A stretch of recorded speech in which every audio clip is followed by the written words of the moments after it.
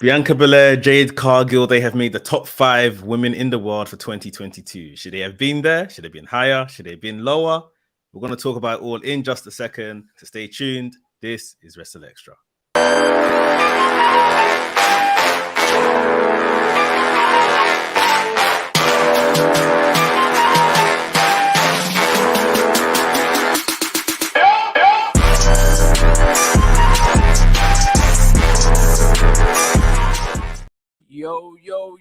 Yo, this is WrstlXtra. I'm your boy A Dazzle, the Black Wrestling Advocate, also joined by my tag team partner Mex, the WrestleManiac, if you will.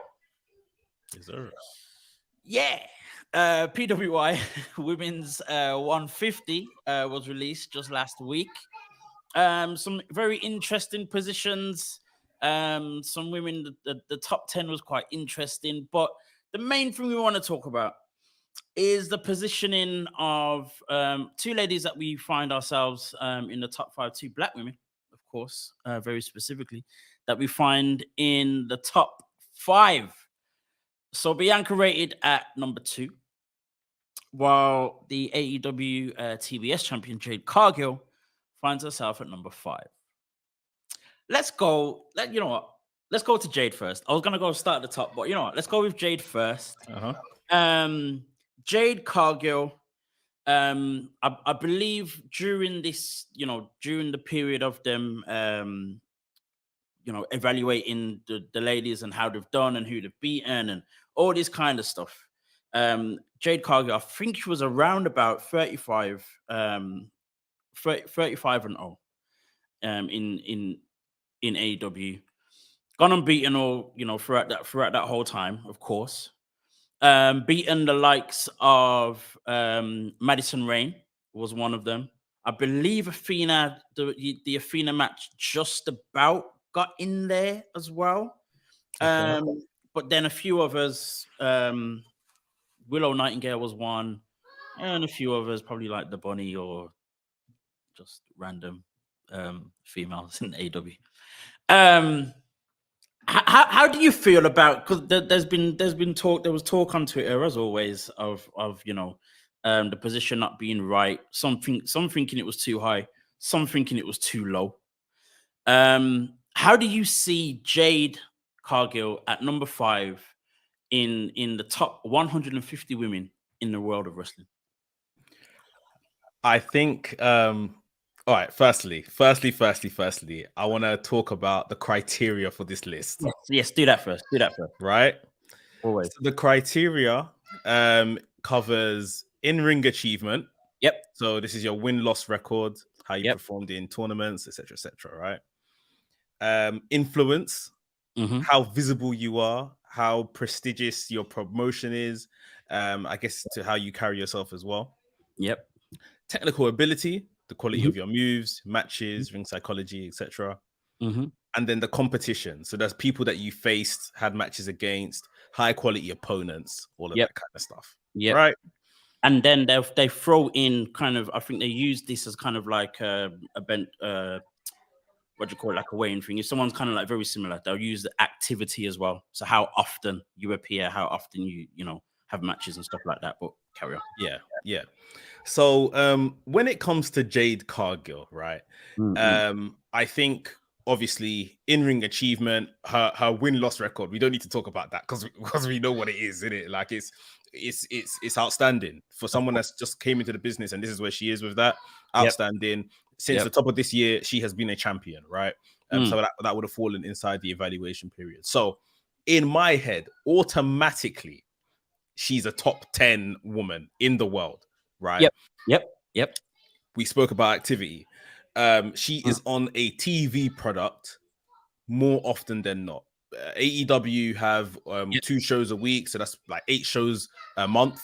Jade is on TV at least 6.5 of those, right? And when she's not, there's probably a vignette. So she is very visible. And I think we mentioned this a couple of weeks ago in terms of her visibility and influence outside the company. Jade has been doing more work outside the company and for the AEW brand, I would argue, than the women's champion. Both the interim and the actual women's champion when she was women's champion. There's no argument at all. And probably now more so, Britt Baker still gets brought around a lot of places and stuff. Britt Baker was recently in Fulham with Tony Khan over the weekend. But like even her and Britt Baker are doing all the legwork. And she's turning up in the right places, especially places that to our, I guess, attention affect culture and stuff like that. Crossover mainstream person.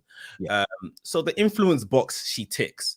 Now, this is where some would argue and this, that, and the other. Because to be honest, the other points in terms of activity, in-ring achievement, and influence, I don't think can be argued at all. No. People will argue though when it comes to technical ability. The quality of her moves, her matches, her ring psychology. Yes, she's still learning. Yes, she's still green. Yes, she's still getting there. And then again, that matches up with her opponents, her competition, which is the other criteria, which you could argue she has, even those that are on AEW that you'd say are the more experienced of the opponents she could have had. Maybe only Athena, I, in terms of quality of opponents, because if you look at the rest of her opponents over the 30 or the 40 streak, like it hasn't really been names of super high quality, you would argue. So she would fall in that place. But I feel like in Jade's case, the overpowering of the in-ring achievement, influence, and activity, it's so much that she kind of has to be recognized. It's almost when you look at someone like Becky Lynch, who was also in the top 5. Becky Lynch hasn't been on TV for months now, and obviously there's a period where they mark it by, but she's still made the top 5 because of some other things were so overpowering. And I think Jade Cargill is the premier woman in that company, and I don't think it can be really debated. Her finishing there when you look at everything else. If you look at the entire criteria, maybe the people that are other 6 to 10, whatever they've achieved, some of these areas for Jade Cargill, just the boxes ticked greater. I don't know how to put it, but I think 5 is fine for her. Yeah. Okay. So you're saying 5 is justified. It shouldn't be higher. It shouldn't be lower. Okay. Higher. If we say who was above her, Thunder Rosa. Okay, Thunder Rosa is quite. You could argue that you could actually argue should Thunder Rosa be as high as 3rd? I think Thunder Rosa finished. Third. Wow, 3rd. Yeah, 3rd. Yeah, that could be a possible discussion. I think it would be absolutely mental if the TBS champion finished on top of a world champion as well. Let me hear your side of the thing. I'll say 5 for now. Let me give it a think. 1 and 2. That's 1 and 2. We'll get to. Yeah, we'll get there. What's your thoughts on Jade? We'll get to that one. With Jade, for me, I think it's completely justified. I think it's absolutely fine her being at 5 for the exact same reasons that you just said. With her influence, with her clear record, and while we'll have this continuous discussion, especially when it just comes to pro wrestling in general, and even these types of lists, people will make the whole thing of Jade being, unbeaten as some, but she's not actually that good and it's kayfabe and da-da-da-da. But for me, my comeback to those types of remarks is always, well, if wrestling's scripted, you still have to be able to trust that person. You have to see something in that wrestler in order to trust them to hold certain records, have certain wins, hold certain championships. It's not simply about their technical ability. It's also then about your trust or the company's trust in that person. So that alone is the justification as to any unbeaten runs or whatever it is, or someone beating someone else and whatever. Yeah. So for me, yeah, Jade completely justified. In asking the question about or the comparison between her and Thunder Rosa, it feels weird to say it's debatable Thunder Rosa being third, but at the same time, she could be higher than Jade, but then Jade shouldn't be lower than 5. So that's a crazy thing to kind of try and comprehend already. But I think for me, there could be an argument for Jade being higher than Thunder Rosa. But the argument for Thunder Rosa is simply that 1, she's holding the AEW World Women's Championship. 2, her opponents have been of a higher caliber. And 3, her match quality by far has been as a much higher caliber as well. So with that, then holding the AEW Women's Championship, it makes complete sense that she's above Jade. You said about it would be weird if the TBS was above the world, but how many times have we said it here that Jade made that title more important or more visible than the AEW Women's World Championship? Yeah, so you can argue for Jade. With that, I guess it's just the one thing really you can argue with. The influence thing is the other thing. The win-loss record, yes, but again, her caliber of opponents, I'm sorry, it has not been great. Her caliber of opponents has not been great at all. With the women that have any type of reputation in terms of who she's beaten is Athena and I think it was, who did I say earlier again? Madison Rain. But that might have been just outside of the evaluation period as well with Madison Rain win. So Athena is the only one. Others are Willow Nightingale, Anna Jay, Ty Conti, the Bunny, AQA, who's had, I think that was like her first or second match in AEW on TV. Julia Hart. No one's giving you major props for beating those women. So I don't know. I mean, as I said, for me, Jade at 5 is absolutely fine. It makes complete sense. I don't think she should be any higher. I don't think she should, definitely not lower, regardless of her match quality or even the people she's faced. Everything else that has worked for her is so far above anyone else that she should be right where she is.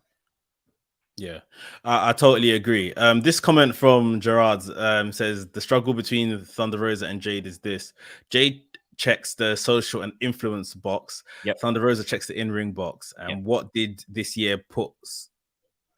did this year puts her ahead of Jade for sure. Yeah. I mean, that's fair. Some would argue that Thunder Rosa is not that great in ring. That's another discussion. I feel it's up for discussion. I think she's had good matches this year. But yeah, I feel like I feel like Thunder Rosa brings it for the big matches. Everything else is a bit scattergun approach sort of thing. That's my opinion. But like, yeah, and to be honest, where Gerard has made this split now, where Jade is social and influence and Thunder is in ring, which is absolutely true.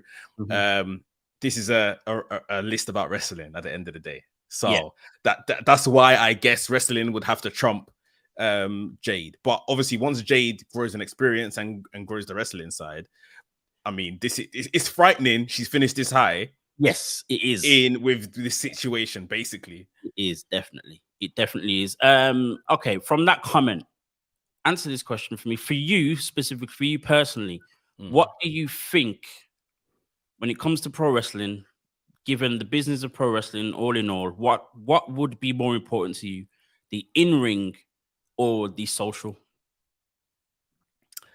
I mean, this is the question between pro wrestling and sports entertainment, isn't it? Right. You know what? On a list like this, the answer is wrestling. Okay. It's a pro wrestling illustrated list, isn't it? This isn't any list about business and marketing and being a draw. This is a wrestling list. Illustrated, yeah. Yeah, it is what it is. It's a kayfabe list, but it's a wrestling list, isn't it? So, yeah, I think it's all about who's been a better wrestler. Jade has definitely done her part in bringing more eyes to the company and growing the brand in female empowerment and all that stuff. But she is still, and she will say this, is still pretty much learning the wrestling side of it. So look, 2 years in or whatever, finishing 5th in a list like this, it's gonna have people angry, but she is who she has said she is, and she's, you know, she's doing everything that she needs to. It gives her plenty of space to grow. Like I say, it's frightening she's finishing as high as this early in her career. By the time she nails everything else, she should be, you know, spitting out #1 finishes like this is Ronaldo and Messi winning Ballon d'Or year after year after year after year. Like, she should be winning this every single year in like about 5 years time or so. You see what I mean? So if she's still in the business by then, if a bigger entity hasn't swallowed her up by then. So yeah, NK saying here in the chat, in ring for me personally. Gerard says wrestling should get the heavier weight. Yep. And the social influence portions are the icing on the cake. In-ring action is the cake. Yeah, that's the case. So I'm of the opinion, personally, that while in-ring is very important, to me, there is still an argument for the social possibly being possibly more important, if not on the same level. And I say that because when you think of all the greats, and when people think of like the general Mount Rushmores of wrestling and blah, blah, blah, it's usually the household names or the ones that become household names. So your Undertakers, your Terrys, your John Cena's, you know, The Rock, Stone Cold, Shawn Michaels, Ric Flair.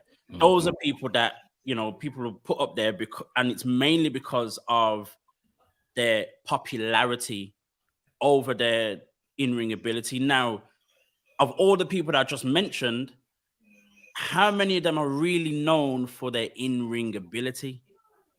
Shawn Michaels great with storytelling. Undertaker great for the size that he was and being able to do certain things that he was because of his size. Those two are probably the only two you can argue when it comes to some type of in-ring ability. Whereas the rest of them, they were great on the mic. They connected with the fans. It was just that. Even with Roman Reigns winning #1 with the men's one this year, in-ring ability, not to say that Roman Reigns is rubbish, but was it, you know, it wasn't a kind of like a Jonathan Gresham, Dean Malenko type stuff, or Daniel Bryan possibly, or Kenny Omega, you know what I mean? That kind of thing. It wasn't none of that. It was a popularity contest at the end. Wrestling is, first and foremost, when you ask anyone, even William Regal said it in his promo with MJF, the big popular promo that they did 2 weeks ago. It's about connecting with the fans. So for me, when it really comes down to it, what's the thing that's going to bring you money to that business? It's the popularity. It's people getting people in the door and all that kind of stuff. Brock Lesnar isn't the greatest in ring. He's got amazing. He just does suplexes and an F5.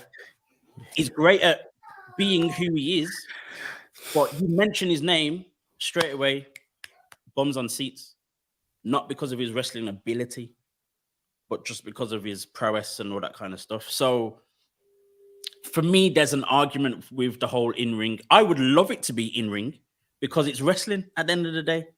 But unfortunately, we're living in a world where it's now more sports entertainment than it's ever been wrestling.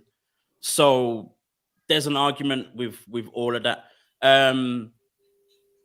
So again, I think it just helps the whole fact with Jade being at #5. It makes complete sense, especially to those people who think she should be lower because of her lack of in-ring ability. You know what I mean? So I don't know if I don't know. You know, that doesn't mean I'm saying that she should have been higher than Thunder Rosa, because Thunder Rosa's in-ring, Thunder Rosa's opponents matches have been way better, and for me that justifies it. But there's still so much more to the social than we want to give credit for, if that makes sense. Yeah, yeah, and you're right to a degree. This is a popularity contest, but everything else still needs to fall into place.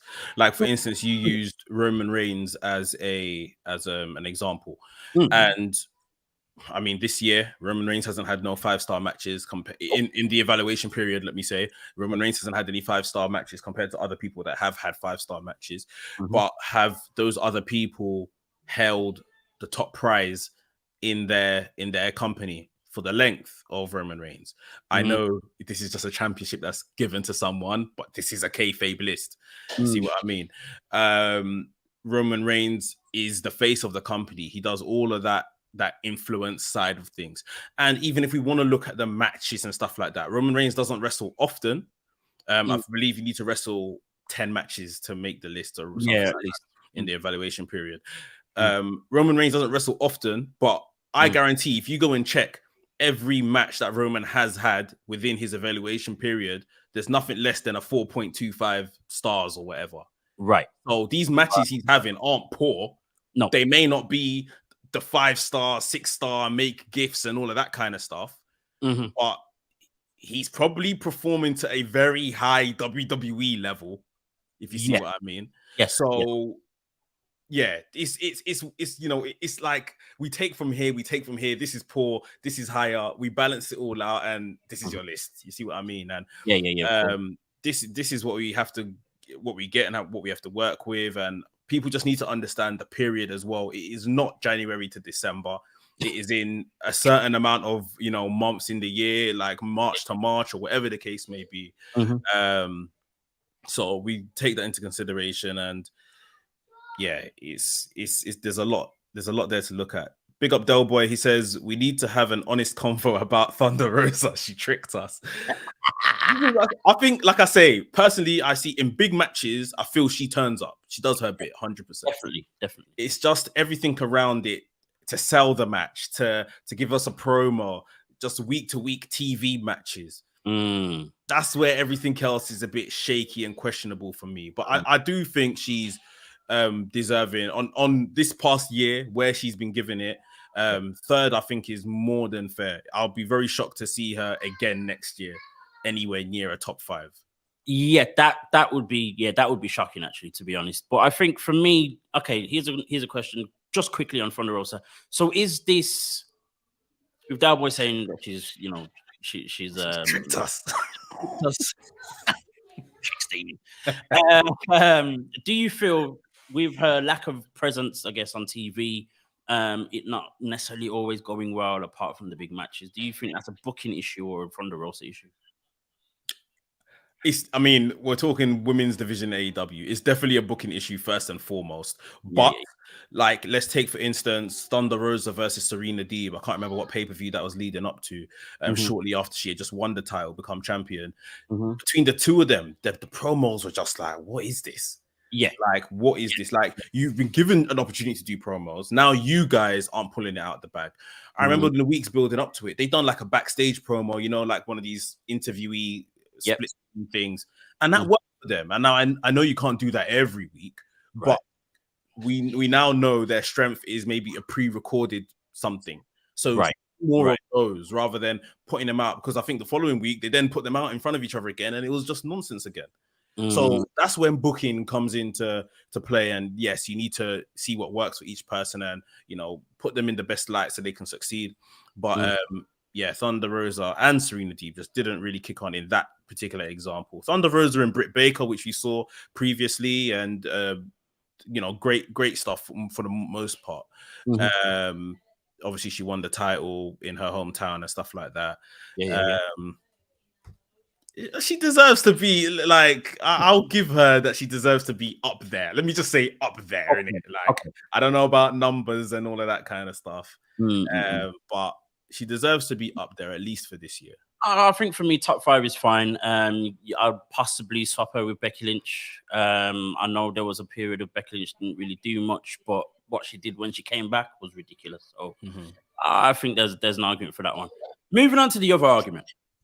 NK is going to start rubbing his fingers now and getting his fingers hot and ready on the keyboard or on his phone. Bianca Belair. finds herself at number 2, and only to be beaten by I want you to say this name because I don't even know how to say it. Shuri. Okay, Shuri. Okay, cool. Fair enough. Yeah. Now, for those that don't know Shuri, because I don't either, the only thing I do know is that she's from Stardom. Now, there was obviously this big argument about Bianca Belair only being at number 2 and who is this Shuri girl. And then, similar to folks like NK who are very much, of the know when it comes to Stardom, Japanese wrestling in general, they were ready to make the noise and do their thing and back up Stardom and Japanese women's wrestling. Now, my question was, and I asked the question on Twitter, my question was this. Given it's right and fair that Stardom Japanese wrestling be given the respect it has lacked over however many years. That's fine. But then the simple fact that there are so many people who don't know about Stardom, does that not already give it a default minus points or whatever, based on notoriety and all that kind of stuff? Because how can someone who is probably absolutely amazing in ring, I haven't seen anything, I can't comment on that, probably absolutely amazing in ring, I don't know about a title run, who she's beaten, all that kind of stuff, I don't, and it probably, even if it was the greatest thing ever, but then the simple fact that they're not in the eyes of the masses does something, because that, to me, that's almost like me choosing my favorite indie promotion that has great wrestling, has a great champion, and I decide because I love that thing, I'm gonna put that person up there. For me, that's my argument, and it's not to beat down on all this stuff or on Stardom, on Japanese wrestling or nothing like that. It's not at all. It's just the simple fact of, if it's not in the eyes of the masses, then surely the notoriety of that company isn't high. I'm confused with this one. Which I agree with. And that's where maybe we're talking about swings and roundabouts. That's where maybe she falls in terms of influence. Yeah. This is where I'm up to today in my mentions. I'm still arguing for Mandy Rose finishing 21st because she's the champion of a product that's on TV. Right. Like, so I don't get it. Let me for those that don't know about Shuri, that like she is fantastic. She is an excellent professional wrestler. Is she number 1 in the women's like for wrestling right now? I would definitely say she's top 3 in terms of a performer. She has held the women's championship for probably coming up to a year now. She's featured on Wrestle Kingdom last year. Okay. Where Wrestle Kingdom don't have a women's division. Right. That's a big thing.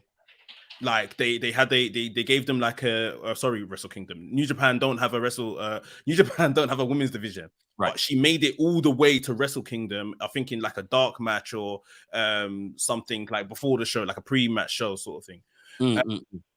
To showcase her talents. She's had like multiple match of the year contenders.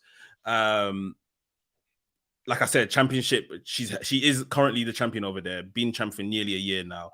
Competed in like their tournaments over there. They have like a singles tournament. I forget the name. Goddess something. She's competed in that. She's competed in their tag team tournament. NK is about to tell you. She's went in tournaments. It's hard to catch Stardom. Like I watch Stardom like once a month, but when I watch it, I binge it, sort of thing. Right. Yeah. It is very difficult because yes, she's not on TV and the masses can't see her. But this is a case, like I was saying, everything else in terms of competition, matches, whatever the other criteria was around the championships, she's overflowing, bro. She's literally, they're pouring it in the glass and the glass is overflowing. It's just influence that may be the little thing there that is, yes, we can all sit here and argue. I think for me, the other argument though is then in-ring competition, because that kind of falls in a very similar space as the influence part, because if she's facing people again that we don't actually know, or should I say, sorry, the masses don't actually know, does that or should that have some effect? I'm here for the fact that everything else, is overflowing. Everything else is great. It's, in the same way that we're saying Jade's position is justified because her influence is ridiculous. Her win-loss record is ridiculous. While the other two things were just not great at all. Let's be real. So I understand that there's an argument for it. But for anyone to be number one, the balance has to be overflowing. And for me, if we look at Bianca Belair, I'm sorry that she ticks every single box in a major way. I can't think of anything that Bianca Belair hasn't done or has done that is arguable. That wasn't that quite there. And blah, technical ability, in ring, the title she holds, the opponents that she's had. Come on. Listen, it's very harsh on Bianca Belair. No doubt. It's very harsh on Bianca Belair. And I think what they've done here is, Gerard said it in the chat. I'm just going to read his comment. I think the entire intent on having 4 wrestlers from Stardom in the top 10 was merely to bring attention to Stardom, not to knock Stardom. Now, Stardom is obviously an all-female wrestler promotion. There is definitely some intent there to shine a light on them. Like I said, I feel like, I wouldn't say Bianca Belair has been hard done by, but it's almost like they've went in. Okay, put it this way. Shuri and all of her counterparts that she's wrestling over in Stardom, if this was just a list for women's wrestling, nothing else mattered apart from technical ability, a lot of them are going to appear higher than all of these girls. Yeah, that's no argument. And I think maybe whoever put together this list, not criticizing, they have maybe mixed a list like that with their PWI list criteria to help shine light on Stardom. There's no way you can put together a women's list and you're telling me an all women's promotion doesn't have some of the best wrestlers in the world. It's like, why are you not standing as a women's promotion then? You see what I mean? So they are definitely, in my opinion, also trying to shine a light on Stardom. They have picked someone for number one who, it's hard because obviously we all love Bianca Belair, but even for those that don't watch, I can swear by Shuri being the truth. Like, I can swear by it. So I think for me, if it was Bianca 1, Shuri 2, I'd be like, all right, cool, no problem. And the whole intent of shining a light on Stardom is not a problem to me. I understand that there will always be some level of bias when doing lists. So if you have some kind of intent to do something, it's just going to happen. But at the same time, you still have to be very mindful that that bias doesn't overlook the criteria, the reason for the criteria, to make sure it's not biased. Let me tell you this. Let me ask you this. Go for it. If Bianca Belair finishes 1 and Shuri finishes 2, everyone's okay with it, and no one goes to check out who Shuri is. And this is the whole point. It's the intent of, oh, who's this person? Like, let me go see if she's really about it. Let me go see if she's better than Bianca Belair. Or who's this person on the list? And drawing the eyes to Stardom, like we're saying. I generally feel like, not to knock Stardom, but these women that are there, they belong.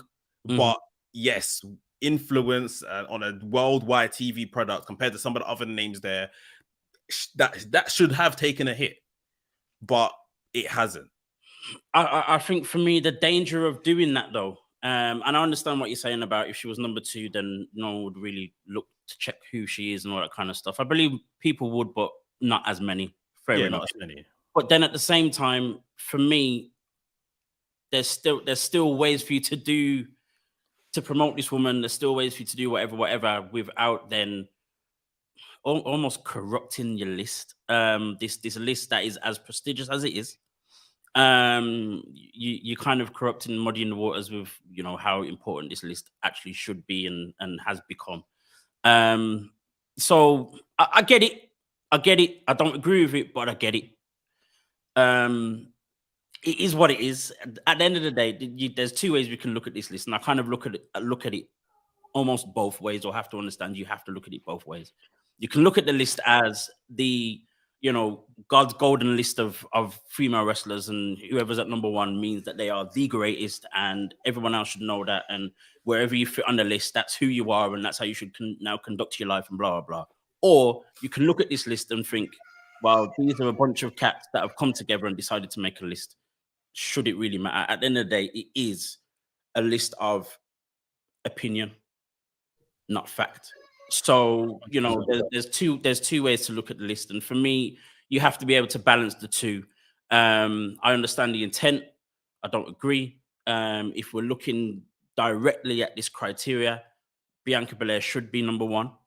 I don't think there's any argument for anyone else at all, actually, to even attempt to be argued at number one. I don't know. I don't care how much and how often you watch Stardom. You're one of 100.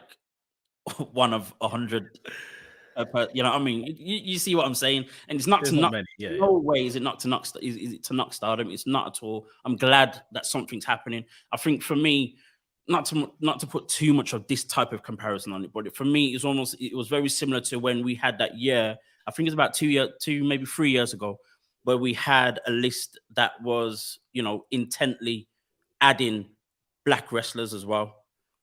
There was argument for some of them not being high enough and blah, blah, blah. But at the same time, I think the win for me was we're getting black wrestlers on this list. They were there, on the list for ages. So I think for me, Stardom being on there is great. And, you know, them being 4 of them being in the top 10 and just being on the list, just with, you know, shining a light on them is absolutely fine. No problem at all. Even if there was an ounce of bias in that, fine. For someone to be number one when there's someone else who's completely like, if there was no Bianca Belair and it was Thunder Rosa at number 2, I don't think I'd be saying a lot, if I'm honest. I don't think I'd be saying a lot. But for me, Bianca Belair was just so far ahead of everyone else. I think that's the only reason why I'm making such an argument for it. If it was Jade, Becky, Thunder Rosa, I wouldn't say much. I hear you, and for me, I feel like I said, it's very kind of Bianca, like, come on, like, right. Yeah, she probably should be, if you take into consideration everything. But when I look at this list, I look at the evaluation period and I look at the criteria, and I feel like a lot of people lose sight of that. Even I think Delboy said here in the comments, Shuri had a better year than Bianca within the criteria time. We need to remember Bianca only became champion again at WrestleMania this year. She's only just reached 200 days as champion, where Shuri, like I said, is not too far off a whole year at this point. So there are other little bits and quirks and this, that, and the other. Like I personally think the greater argument is why is Mandy Rose outside the top 20? Yeah, I don't get that. But like, yeah, this is, I think there is a bit of PR here, but at the same time, in Shuri's defense, her being number one it's not mad. It's really not that mad. I think we have to look at it from if you know, a Japanese native in Japan that watches Stardom every week on their TV looks at it, you know, and they're looking at these women outside, they're probably thinking, who are these Bianca Belairs and Thunder Rosas that think they can get close to, you know, the likes of Shuri and Starlight Kid and Julia and like all of these names that they have over there? Like we're just in two different worlds, innit? Like it's one of them ones. Fair enough. That's a good argument. I think for me, the other argument, I'm like, how did Charlotte Flair get to number 8? See, that's Charlotte Flair hasn't been on TV since May or so. That's madness, bro. That's a madness. The other two women I want to kind of put eyes on as well, actually. Tasha Steelz coming in at 11 is amazing. And then there was someone else. Oh my gosh, I've lost it. There was someone else who came quite high. I've completely lost it. Sasha Banks was at number 26. Fair enough. That's fine. Willow Nightingale, that's who it was, at number 40. I think for me is a great achievement, especially Tasha Steelz. I think it's justified. Tasha Steelz is up there. Just missed out on top 10. She was the Impact Knockouts champion. Defeated the legend that is Mickie James twice, I believe, and had some great matches in a title run as well. So to see Tasha Steelz up there, number 11, is phenomenal. Someone we've been shouting out for a very long time the last few months is Willow Nightingale. Her being in the top 50, in the top third of this list is amazing as well. Do you think that there I don't know if you've seen the whole list or been able to evaluate the whole list, but do you think there is anyone within the sphere of Black women's wrestling that probably should have either been in it, should have been higher? Anyone? Not really. I think the list is more or less spot on for where the Black talents finished. Like I say, we're saying justice for Mandy Rose in the chat. Like, I would even just say, like, Tasha Steelz, yeah, she was champion for a long time. Does Impact rank higher than NXT? NXT is on TV, and I know Tasha Steelz will probably win if we're talking match quality over Mandy Rose and quality of opponents. But yeah, for the Black women in that list, they done really well. Like you mentioned, Willow, where she's finished after being on TV for what, half a year. Yep. The 3 to 6 months. Yep. So yeah, I don't have any kind of real discrepancies. Gerard says here in the chat, I would have loved to see Queen and Minata on the list. I definitely think that she should be on the 2023 list. Yeah. I think she needs like a prominent position in like a promotion. Like she's often here, there, and everywhere. As good as she is, she hasn't quite found a home and then kind of kicked on from there. Like, has she? I don't think she's been on Dynamite, at least in the last year, has she? Obviously, a lot of dark appearances and stuff. Dark appearances, yeah. And dark elevation and stuff. But yeah, she's definitely one for the future. She just needs to, like Willow has now, find somewhere she can call home and then just kick on from there. Yeah, I think a more prominent indie promotion, like you said, she's here, there, and everywhere, and she's been doing stuff, and she's won a few championships and whatnot, and had some decent matches and all the rest of it. But it's not necessarily like she is the face of a promotion or a face of the women's division in a promotion, for example. I think that she's undefeated at Battle Slam. Yeah, I guess it's just for more people to know. This is the thing, it's the knowing, isn't it? Like, so yeah. I mean, this is way out of the evaluation period, but something that we can look towards in the future is All Caribbean Wrestling kind of started off about a few months back, and she seems to be the prominent female promotion as well now. So hopefully within, in 12 months, we'll see her somewhere on that list, because I feel as though the next 12 months is going to be very important for her, actually. I can't think of many others. Trish Adora dropped quite a bit from her last year's standing. Her run's been, it feels consistent but quiet, if that makes sense. I don't think she's dropped in terms of quality. It's just, I guess, the importance of it, or the big hoo-ha about Trish Adora has kind of died down a little bit, I think.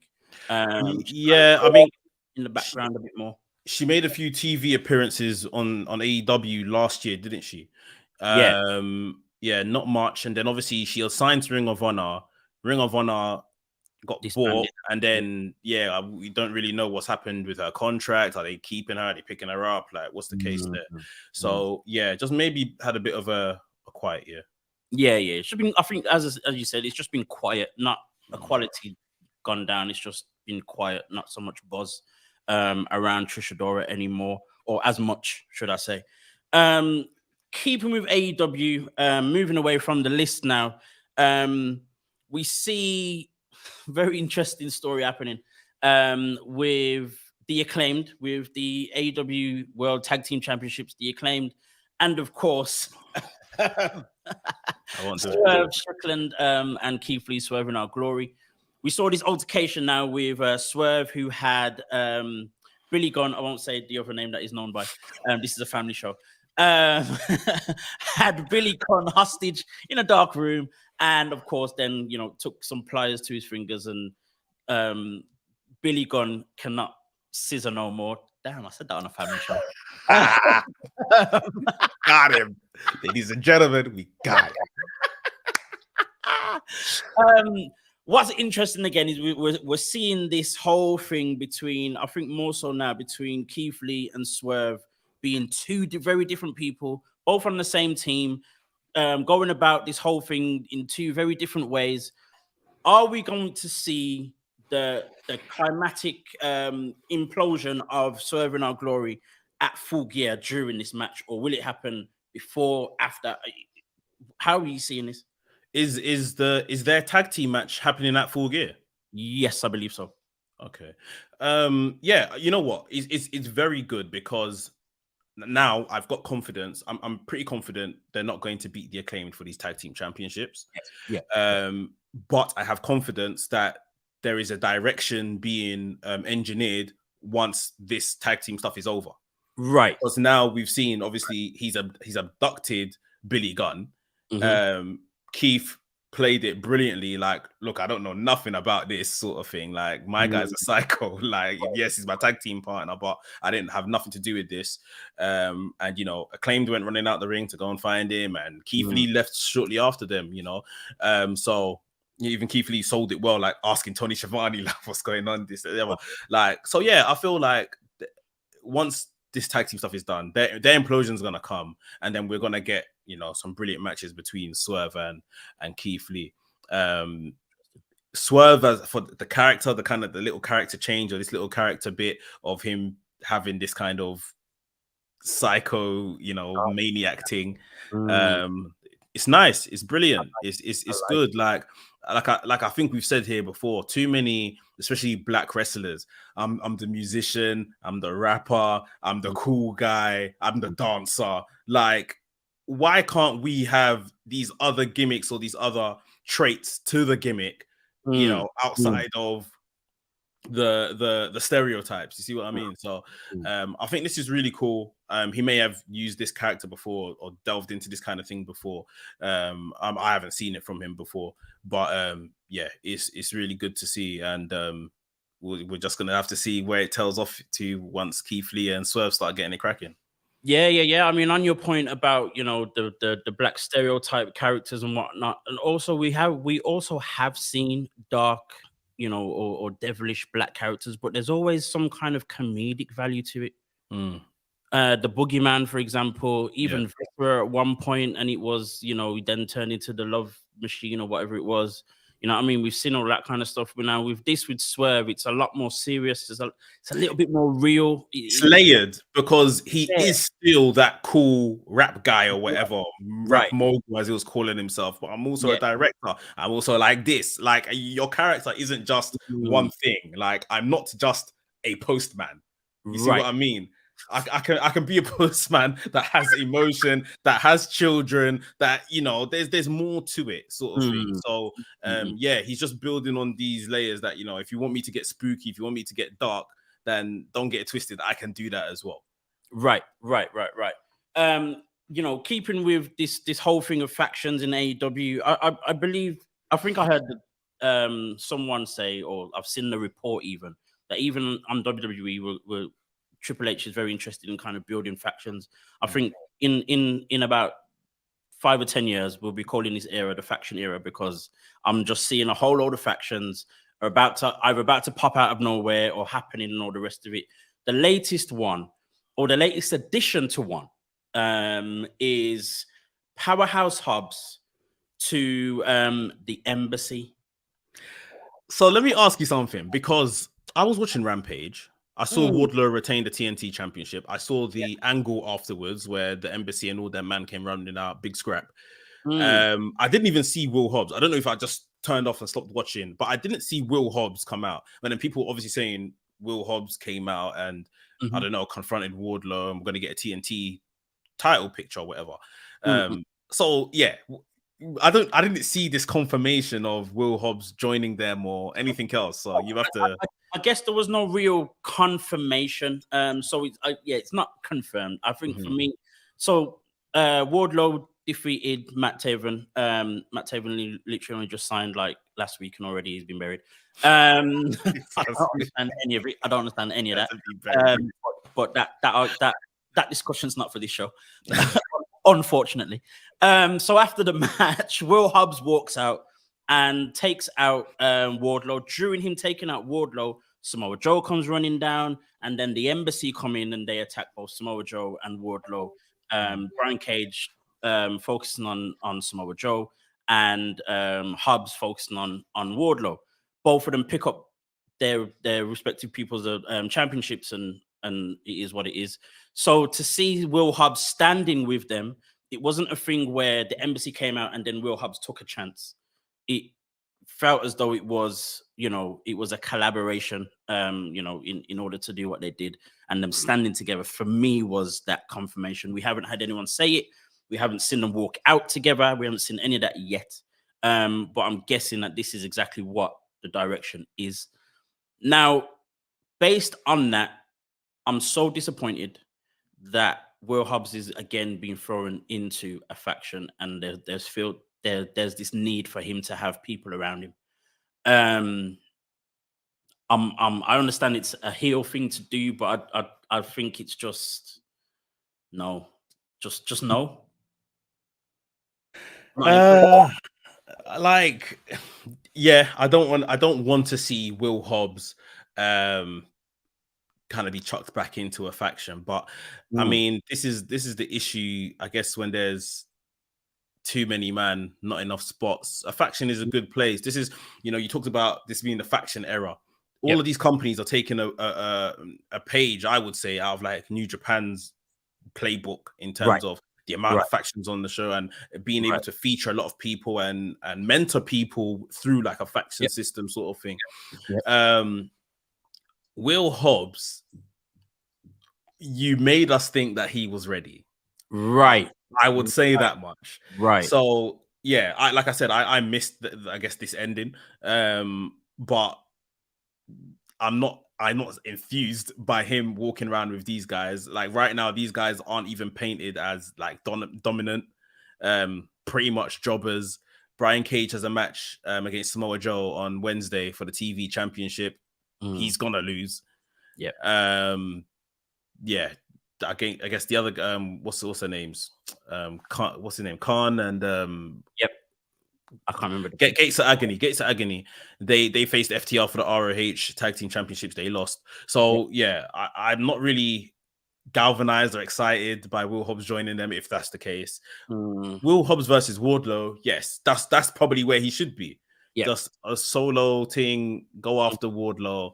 Be interested to see if he wins and then what he can do differently with that title. That title's in the bin right now. Like, so that's the only thing I can hope for. I don't want to see him with the embassy in any way, shape, or form beyond what you're saying happened on Rampage. It's sad to see him be in the position we want to, but it's now being tarnished by the possibility, or the strong possibility, of him being thrown into a faction again. Just literally weeks after we thought he was, going about it on his own. I mean, just quickly, I don't think a bad idea once Ring of Honor is formed to do something like maybe make Will Hobbs the leader sort of figure of that said faction. I know they got Prince Nana as their mouthpiece, but make Will Hobbs kind of the leader. He'd fit in aesthetically. Then he beats Samoa Joe for like the TV championship. And so he has a prize to carry around on Ring of Honor while he gets his reps in and looks dominant over there. I don't think something like that would be like a really bad idea. That could probably work. But I just have a thing. Like, remember my thing with Jade Cargill hanging around with Sterling and what's his face, Stokely. Like, don't someone that we were meant to take seriously. Don't make them hang around with jabronis, man. It's then hard to just think like, is this meant to be someone I care about or not? And that's the thing. Aesthetically, that faction looks phenomenal. All four men, absolute monsters. But it's just because of the last few months that Will Hobbs has had that this for me is a backward step. So as much as we've stepped forward towards Wardlow, I think it almost feels as if it's 2 steps back, because it won't make me feel as there's an argument. I was going to say it doesn't make me feel as though Hobbs could possibly win, but it possibly could happen. Whether it works with the embassy because of the way they've been booked so far, I don't know. I don't think so. Brian Cage could beat Samoa Joe, and that may then set off the embassy in a better way. But we'll see what happens. I'd rather Will Hobbs be on his own chasing Wardlow. But we are where we are. If it means Will Hobbs with the TNT Championship, I don't know how I'd feel with him. And then the other guy, I don't know. I don't think it works. I don't think it will add or help the prestige of the TNT Championship. Put it that way. It might help Will Hobbs, but it's not going to do anything. But I think if Will Hobbs was on his own, that would probably be a very different scenario altogether. It's a weird one. Yeah, I think it's difficult. It's early days, isn't it? Let's see if on Dynamite this week anything kind of progresses this, and then obviously we've got Rampage at the end of the week as well. So we'll see. And the final thing we want to talk about, speaking of factions, people joining factions and it not necessarily looking correct. We saw the arrival of the first ever 4th generation wrestler. In the name of, or the real name of Simone Johnson, the daughter of The Rock. A very unexpected arrival for her, and also in a very unexpected way. So Simone Johnson made her official NXT appearance last week, and known as Ava Raine, and has joined the Schism.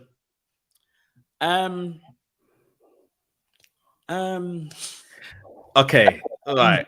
Let me just say this. I thought, in terms of debuting someone who is The Rock's daughter, I thought this is a fantastic, unexpected place to do it. I like the unexpected part. Carry on. I know the Schism aren't like, Undisputed Era on NXT. Yeah. They're not crazy big or anything like that. And I feel that that's good at the same time. Like, she doesn't necessarily need that pressure. I felt like she came across, I know she said probably like about 4 or 5 lines. I think she came across very confident. She delivered her lines well. Something you would expect The Rock's daughter to do. She probably had years of training of at least holding a mic and delivering a good promo. So I would give them that. Like, I'm not the most invested person in Schism, but Lord knows I'm invested now because I want to see what they're gonna do with this girl and how they're gonna cultivate her in NXT. I think it's good. Like, people expect. Like, I saw someone make a video on TikTok saying, "Oh, why didn't they debut her on the main roster against Charlotte Flair?" I said, "What? Are you not okay?" Like, then tomorrow you'll complain, "Oh, she only got there because it's The Rock's daughter." Like, "Oh, she can't wrestle, this, that, and the other." Bro, like, give her a chance. She probably is still not even going to wrestle in Schism for weeks or months. You see what I mean? Until I remember I don't know if it was with Rest Things or with yourself. I said they are not going to put The Rock's daughter in any position she is not ready to handle. Yeah. So we may just see her talking and just being almost like a valet for ages before she wrestles, like, because they will not set up this girl to fail. So for people to be online saying, "Oh, they should have debuted her at the top of the card. Why didn't she challenge Mandy Rose? Why didn't she come out and answer Ronda Rousey's open challenge?" You're mad. Crazy. You're absolutely bonkers. Like, you've lost the plot. Crazy. Delboy's killing me with that last comment. People wanted Ava Raine to come out if you smell and do the people's eyebrow. It's true.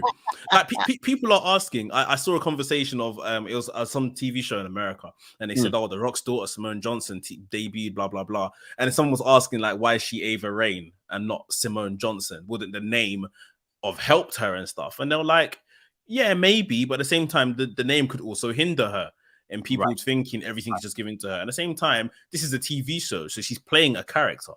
And yeah, just these little things that people don't understand, and then they come out with outlandish comments. I mean, I'm surprised that she debuted doing this quote unquote kind of dark-ish gimmick with Schism. Like, it's different. Like, people wanted her to come out in Versace shirts and sunglasses like her dad. Like, she seems, and I don't know, like, I've seen pictures of her and stuff. She seems like she likes the kind of dark stuff, and maybe she's a bit goth or emo, and I hope those aren't offensive terms in 2022, but yeah, that's what she seems she's into, innit? Aesthetically, at least. So this is right at home for her. She's comfortable. Yes, like, let her cook. Let's see how she gets on. This is true. This is true. As I said, I like the unexpectedness, but when you start to consider all the things that are there, her being the Rock's daughter and all that kind of stuff, even down to what she said on the mic as well. She said something along the lines of the Schism allows her to kind of not have to worry about what people expect of her and all that kind of stuff. Yeah, perfectly said. You're very correct as well in terms of how she is aesthetically in the real world as well. You know, we know that Aleister Black has his own clothing line. He's got his wife and Rhea Ripley, that's it. Modeling, but Ava Raine has also done a lot of modeling for that company as well. So it kind of adds to that whole thing as well. So it makes sense in so many ways. But again, I love the unexpectedness. And yes, you know, here's the other thing as well. She hasn't, as far as I understand, she hasn't even had a public wrestling match yet. So not even an NXT live show, not even, you know what I mean, on a house show or nothing like that. She's not done anything. So for me, my argument almost is, or not argument, but my thing is also that she probably isn't ready. Exactly. I personally would believe she's not even ready. And when we talk about as well her demeanor outside of wrestling, or you know, in the real world or whatever else, she actually does seem quite shy. Let me put it this way: she's not her dad's daughter in that respect. She's not a clone of her dad. It's as simple as that. So don't expect her anytime soon. It may change, but no time soon for her to be doing that. Any type of flash persona or whatever. That's not who she is. And it's great that she's doing stuff that I believe she'll be a lot more comfortable with. Yes, it's so far away from who her dad is, who her granddad, great granddad were, and all that kind of stuff. But at the end of the day, you know, she has to be her own person. It's not like, you know, we had Ted DiBiase Jr. do the whole $1 Million Man. What is he doing now? And he failed. What is he doing now? That's exactly it. Michael McGillicuddy, he tries to do the Mr. Perfect thing. Where is he now? He's working backstage. Working backstage. There are so many that have done it. Even you can even talk about Bo Dallas, the son of Wyndham. Not Wyndham. IRS. Yeah. So you know, it doesn't. It's not a prerequisite for greatness when your father or your grandfather was great. I mean, even Brian Pillman Jr. Yeah. Like what we're getting at is she's the Rock's daughter. Yeah. And that's it. We draw the line there. It's done. It's as simple as that. You can't expect everyone. For me, the only person who's done that whole generational justice thing is Charlotte Flair. Yeah. I can't really think of too many that have almost. There's people that like Randy Orton. You would probably say Randy Orton surpassed his dad. Yeah, definitely in them kind of. You see what I mean? Like there are exceptions. But at the same time, we can't lie. Some of these exceptions we'll mention, people will start saying nepotism. They were pushed. They were given the engine and all of this kind of stuff. Right. So let's not complain now where someone has a completely different name and is starting from the bottom to work her way up. Like it just doesn't make sense. No. And it does make you that little bit more invested and especially intrigued as to what is going to happen with them next as well, or what's going to happen with them from moving forward. So I'm intrigued.